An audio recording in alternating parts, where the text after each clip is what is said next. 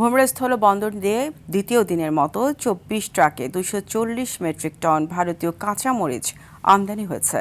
সোমবার রাতে যশোরের বেনাপোল স্থলবন্দর দিয়ে ৯,২০০ কেজি কাঁচামরিচ বন্দরে প্রবেশ করে।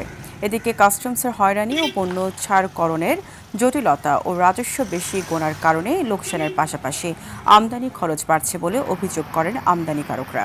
অপরদিকে হিলি স্থলবন্দরে ৭টি ট্রাকে ৪৬ মেট্রিক টন কাঁচামরিচ আমদানি করা হয়েছে।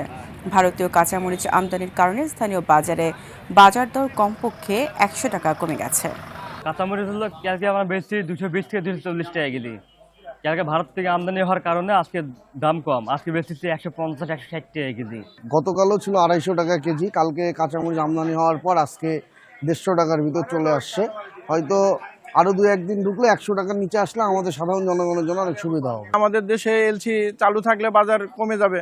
ক্রেতারা চায় যে বাজার কম থাক। দেশের বাজারের পরিস্থিতি যখনই এলসি বন্ধ হয়ে যায় তখন হু হু করে বাজার বাড়তে থাকে।